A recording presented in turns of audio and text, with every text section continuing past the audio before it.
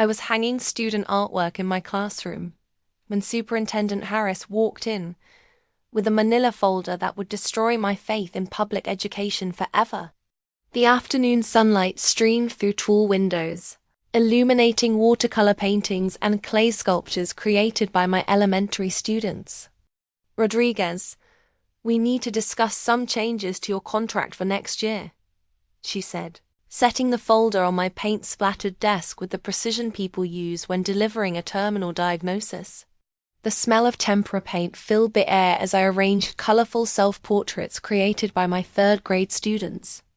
After 24 years teaching elementary art at Lincoln Elementary School in Millbrook, Tennessee, I thought I'd survived every budget cut and administrative shuffle that small-town school districts could devise.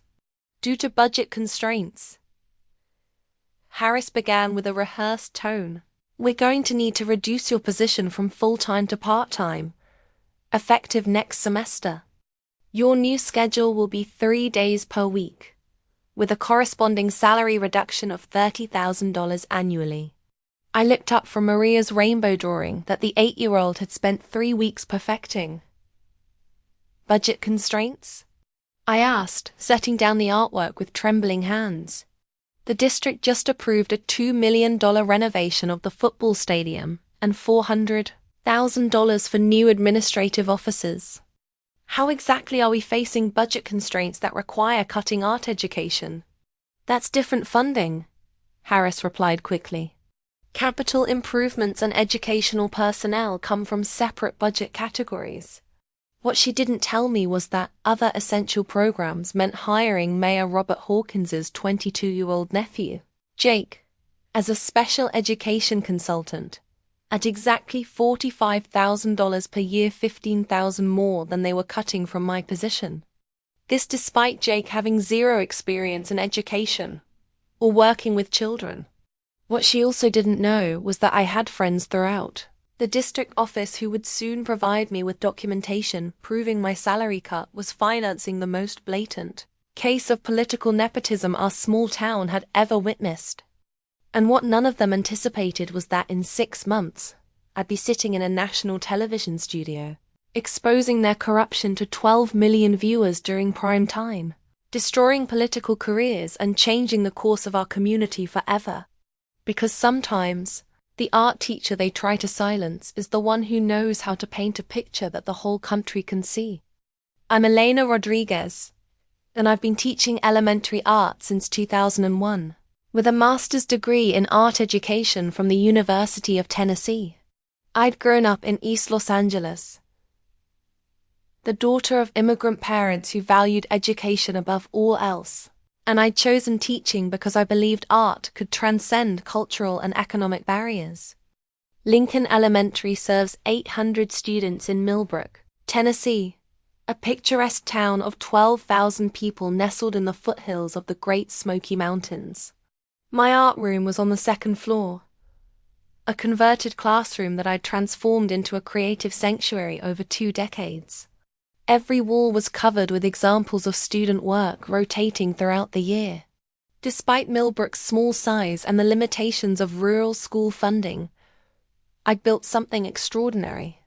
Our art program had won state recognition 3 times in the past decade, with student work displayed in the Tennessee state capitol and featured in educational publications throughout the Southeast.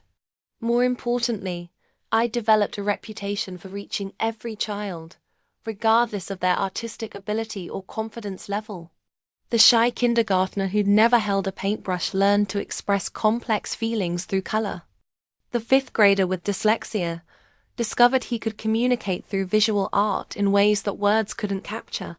My classroom had become a place where mistakes were celebrated as learning opportunities, where different abilities were not just accepted but valued, and where every child left feeling like an artist. But Millbrook's politics were complicated by the kind of small-town nepotism that thrives in places where family connections run deeper than professional qualifications, and where challenging authority can result in social and economic ostracism.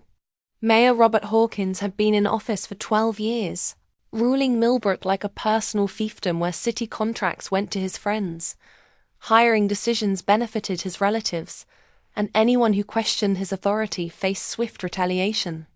His brother-in-law ran the largest construction company in town and had somehow won every major municipal contract for the past decade. His cousin was the police chief, appointed without any law enforcement experience beyond a few years as a security guard. His campaign manager had been appointed to the school board despite having no background in education. This web of corruption had operated quietly for years, hidden behind the facade of small-town charm. But I was about to stumble into evidence that would expose the whole system to national scrutiny. The problem started 3 months before my devastating salary meeting, when I began noticing unusual activity in the district's hiring process. As the senior teacher with 24 years of experience, I'd always been involved in interviewing candidates for open positions. But suddenly, without explanation, I was excluded from committees where personnel decisions were being made.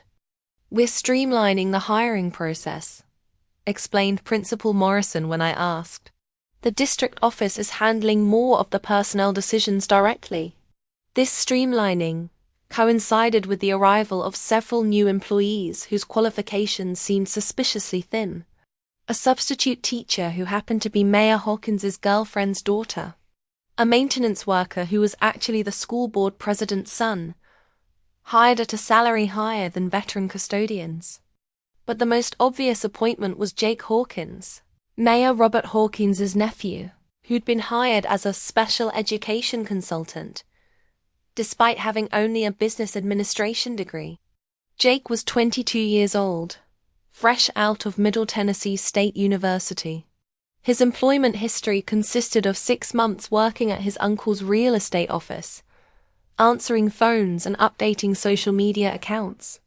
I first encountered Jake during a faculty meeting where he was introduced as our new educational specialist, who would be supporting special needs students across the district and bringing fresh perspectives to our most challenging educational situations.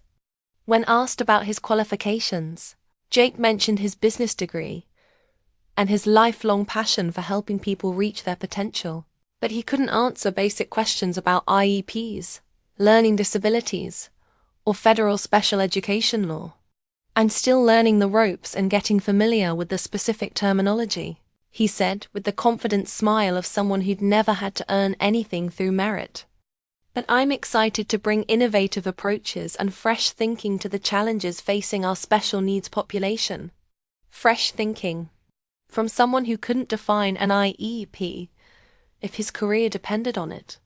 The insult to actual special education professionals was staggering. Our school employed 3 certified special education teachers, each with master's degrees and years of specialized training. They'd spent countless hours developing expertise in autism spectrum disorders, ADHD, dyslexia, and other learning differences. And now they were supposed to take direction from the mayor's nephew, whose main qualification was his last name. Jake's hiring wasn't just about nepotism, it was about money, and specifically about where that money was coming from to pay his salary. Budget constraints became the explanation for every difficult decision. The art program was being right-sized to better align with district priorities. My position was being restructured to maximize efficiency.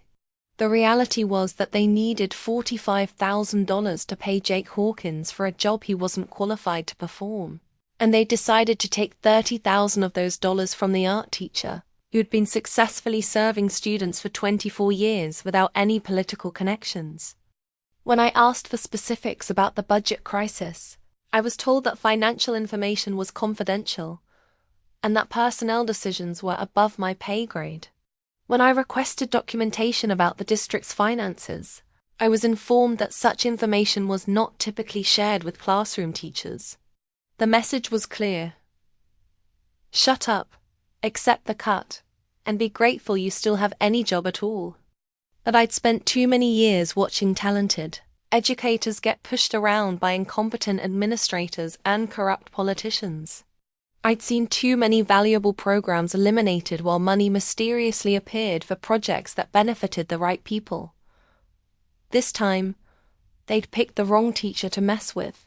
The breaking point came during a school board meeting in November, when I attended the public comment session to ask direct questions about the district's budget priorities. The meeting was held in the high school auditorium, with about 30 community members present. "I'd like to understand how the district is prioritizing spending decisions," I said, standing at the podium with a folder of notes.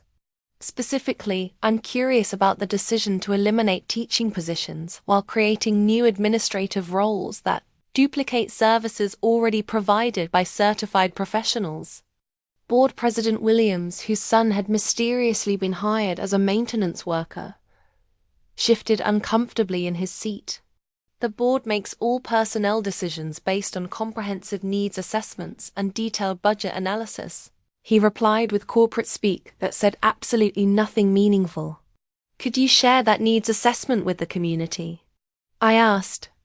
I think taxpayers would be interested in understanding what data supported the decision to reduce art education while expanding special education consulting services. Superintendent Harris leaned forward with a defensive posture. "Personnel matters are confidential, and specific budget details are not typically shared in public meetings."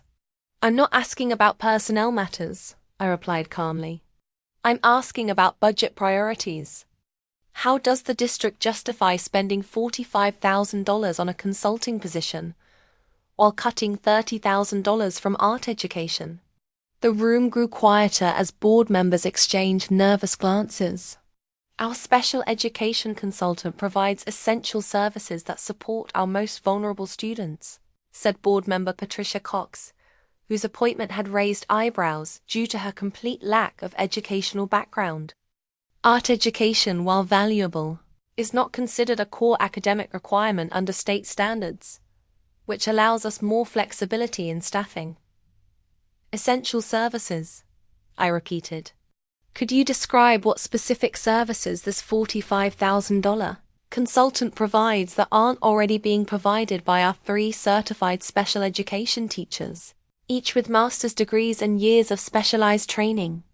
More uncomfortable shifting in seats. "The consultant brings fresh perspectives and innovative approaches," Superintendent Harris said, falling back on vague language. "Fresh perspectives from someone with no background in education or special needs?" I asked, my voice taking on an edge. "Innovative approaches from someone who couldn't define an IEP if his career depended on it?" The room was now completely silent. People in the audience were leaning forward, suddenly interested. "Ms. Rodriguez," said Board President Williams with a warning tone, "I'd advise you to be very careful about making accusations without evidence." "I'm not making accusations," I replied, looking directly at him. "I'm asking legitimate questions about how taxpayer money is being spent on education." That's when Mayor Robert Hawkins himself stood up from the back of the auditorium, where he'd been sitting quietly throughout the meeting. "Elena," he said, using my first name with presumptuous familiarity, "I think you're overstepping your bounds here. These good people are trying to make difficult decisions in challenging economic times. Maybe you should focus on your classroom responsibilities, instead of questioning decisions that are frankly above your pay grade." Above my pay grade. The phrase hit me like a slap across the face. "Above my pay grade?" I repeated, turning to face him directly. "Making sure my students have access to quality art education is above my pay grade. Asking how tax money is spent on education is above my pay grade. Wondering why your nephew got a $45,000 job he's not qualified for, while my salary got cut by $30,000 is above my pay grade." The silence that followed was profound. I'd said what everyone was thinking, but no one had dared to articulate in public. The nepotism was now exposed. The connection between my salary cut and Jake's hiring was explicit, and the whole room had heard it. Mayor Hawkins's face flushed red. "That's enough. You're completely out of line and making inappropriate accusations." "Am I?" I asked, looking around the room at community members who were now completely engaged. Or am I finally asking the questions that should have been asked months ago? "This meeting is adjourned," announced Board President Williams, desperate to end the confrontation. But it was too late. The corruption was now public knowledge, and I'd connected the dots in a way that everyone in the room could understand. That night, I sat in my kitchen with a growing sense of both righteous anger and steely determination. 24 years of dedicated teaching, countless hours of unpaid overtime, thousands of dollars of personal money spent on classroom supplies, and they were cutting my salary to pay for political nepotism. The more I thought about the situation, the angrier I became. Not just for myself, but for my students who would lose educational opportunities because of corruption. Angry for the qualified candidates who'd been passed over for jobs that went to relatives. Angry for the taxpayers who were funding this nepotism without being informed. That anger without strategic action is just impotent frustration. I needed to document the corruption thoroughly and find a platform that could reach beyond Millbrook's insular small-town politics. My first step was comprehensive documentation. I submitted formal requests for public records about personnel costs, salary schedules, job descriptions, and budget allocations. I researched Jake Hawkins's qualifications and compared them to job requirements for similar positions in other districts. What I discovered was worse than I'd suspected, revealing a pattern of corruption that extended far beyond my individual situation. Jake's salary wasn't just the $30,000 they'd cut from my position. It was $45,000 annually. The additional money had come from eliminating the part-time librarian position at the middle school.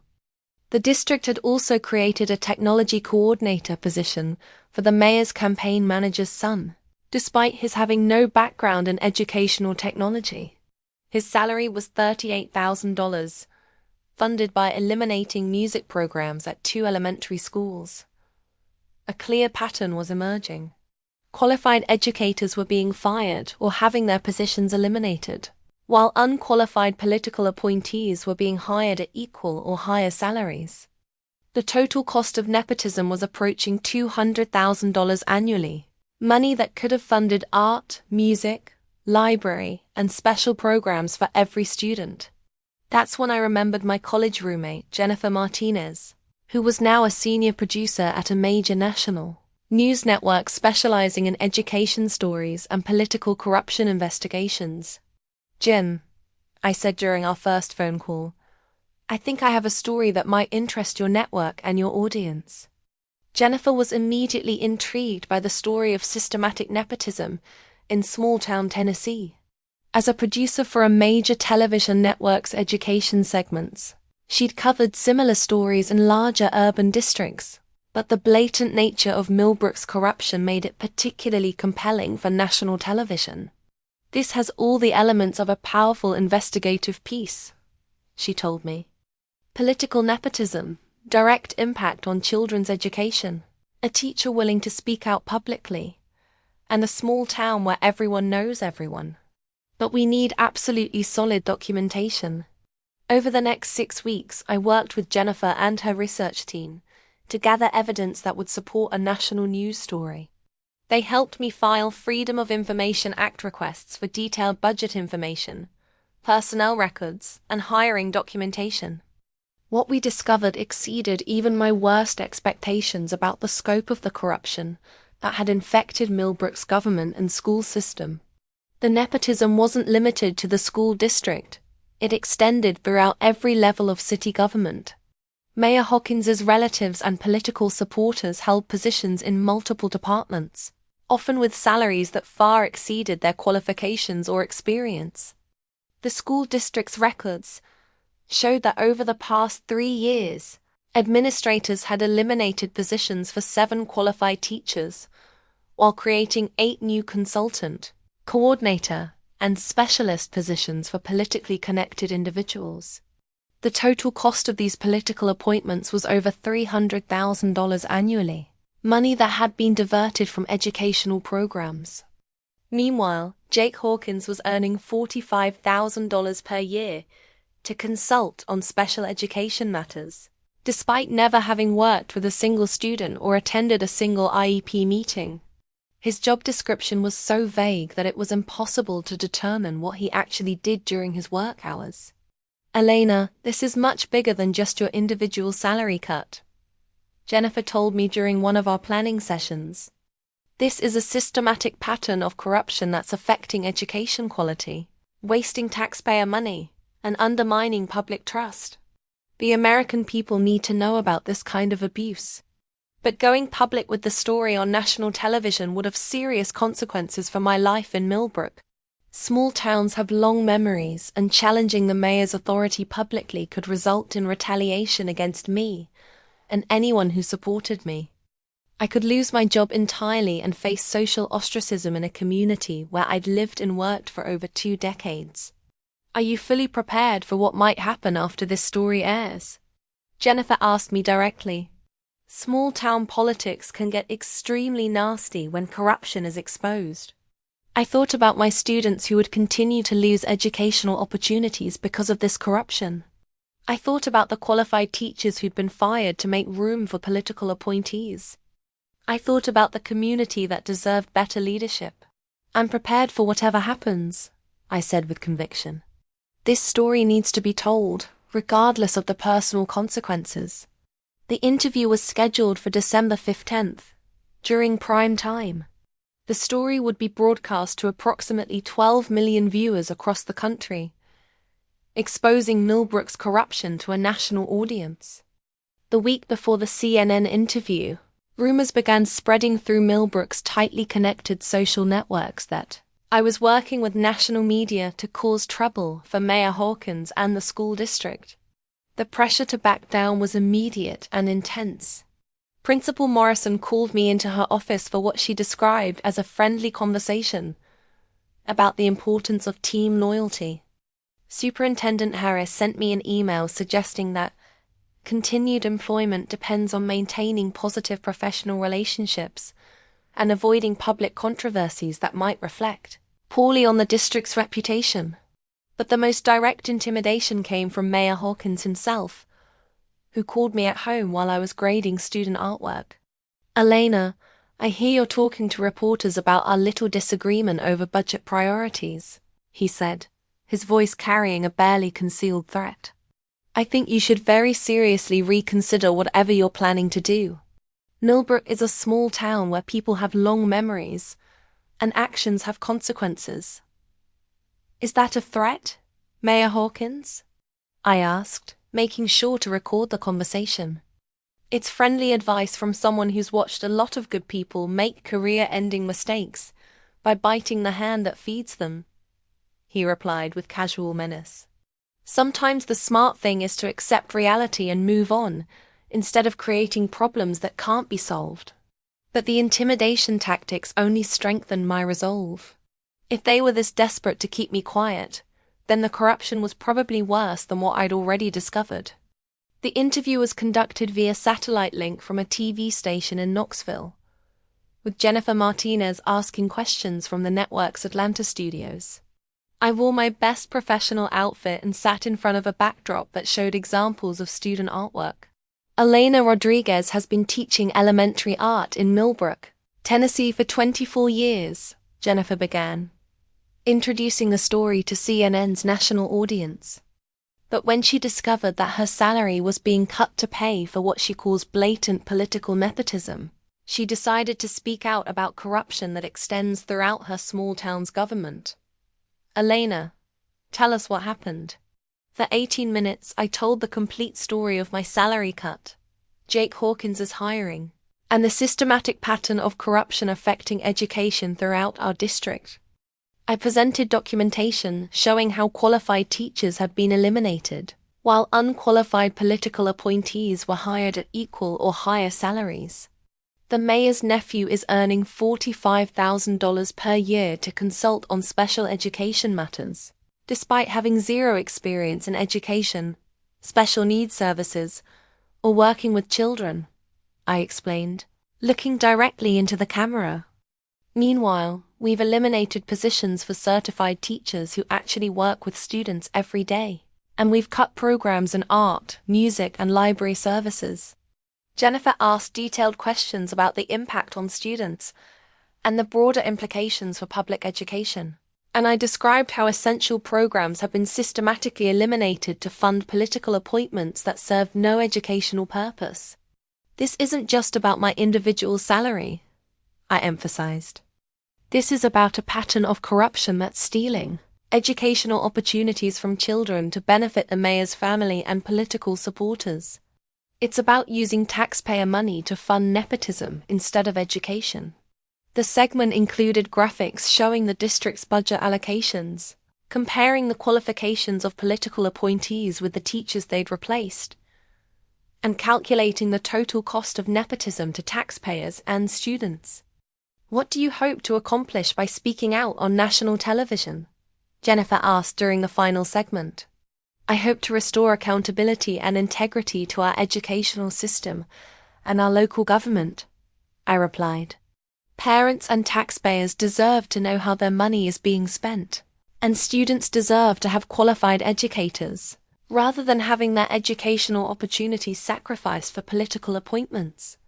The segment concluded with my direct challenge to communities everywhere.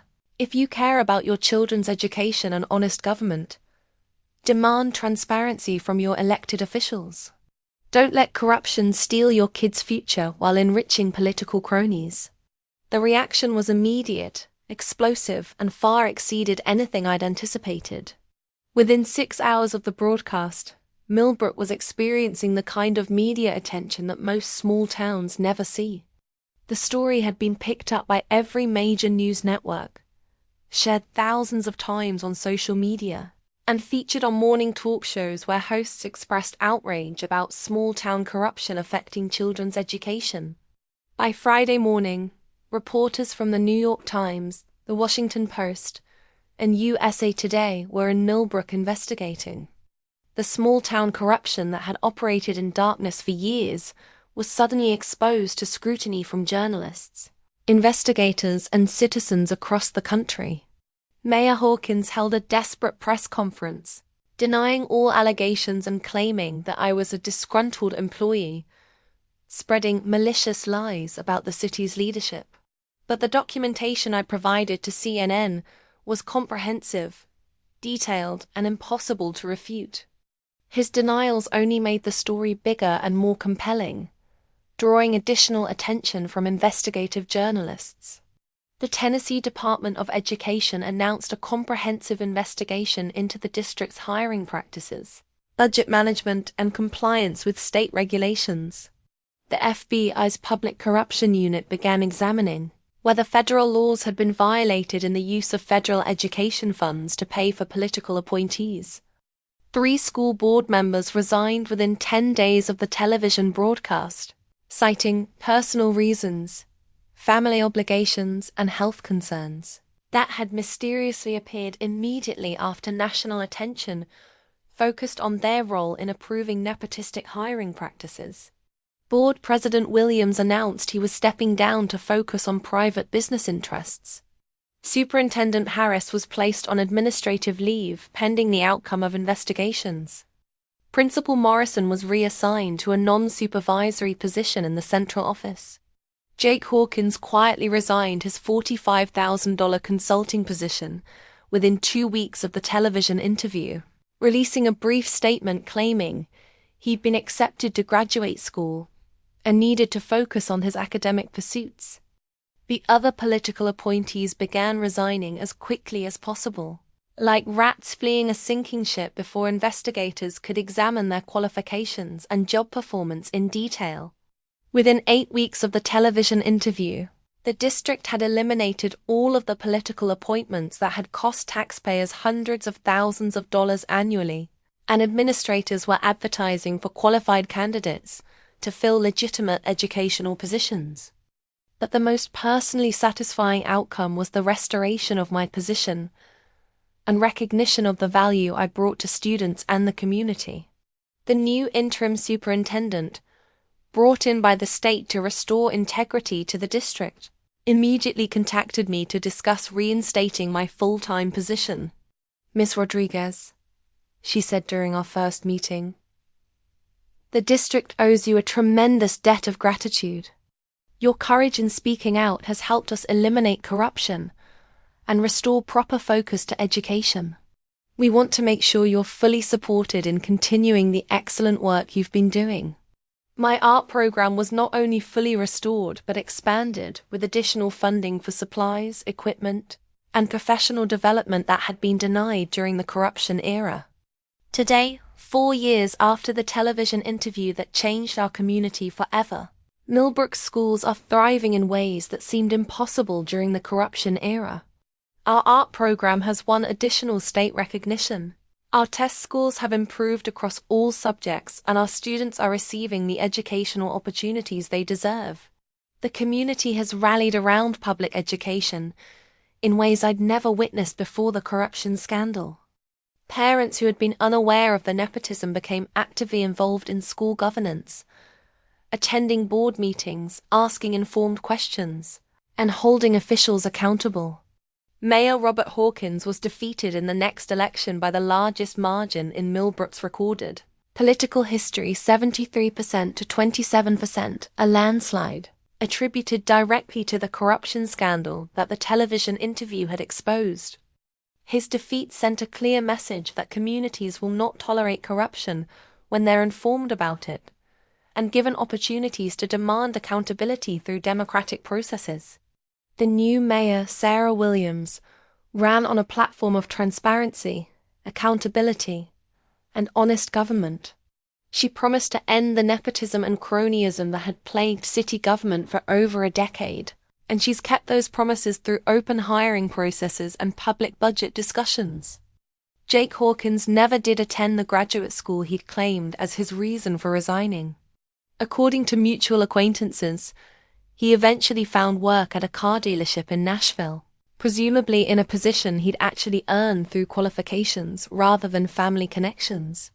The story of Millbrook's corruption became a case study used in journalism schools, public administration programs, and government ethics courses across the country. Jennifer Martinez won a regional Emmy Award for her investigative reporting, and the story led to similar investigations in other small towns where nepotism and political corruption had infected local government. If you're a teacher facing corruption, nepotism, or mismanagement in your district, know that you're not powerless against political influence and administrative intimidation. Document everything carefully. Build your case with evidence that can withstand scrutiny. Find allies who can help amplify your voice. For parents and community members, understand that your local school districts and government institutions are not immune to corruption just because they're small or familiar. Nepotism and political appointments can steal educational opportunities from your children while wasting tax money that should be invested in learning. Ask informed questions about budget allocations and personnel decisions. Demand transparency in hiring processes and fiscal management. Attend school board meetings where decisions are made that affect your family and community.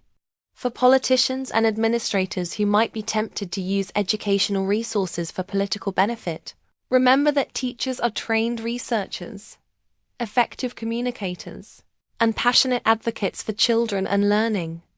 We know how to gather evidence, build compelling arguments, and reach audiences that can create serious consequences for corruption. My art room is still on the second floor of Lincoln Elementary, still filled with student artwork, creative energy, and the kind of learning that happens when children are supported by qualified educators, working in systems focused on educational excellence rather than political advantage. The paintbrushes, construction paper, and art supplies that were once threatened by corruption are now tools for inspiring creativity, building confidence, and developing skills that will serve students throughout their lives. Because sometimes, the art teacher they try to silence is the one who knows how to paint a picture of corruption, vivid enough for the whole world to see and understand. Sometimes, the educator they dismiss as above her pay grade is the one who can reach audiences of millions during prime-time television. And sometimes, the person who stands up to small-town corruption discovers that truth is more powerful than political connections, more valuable than nepotism, and more enduring than the fear that keeps people silent when they witness injustice. The canvas of educational integrity is worth fighting for, and every teacher has the power to help create a masterpiece of accountability, transparency, and honest service to students and communities.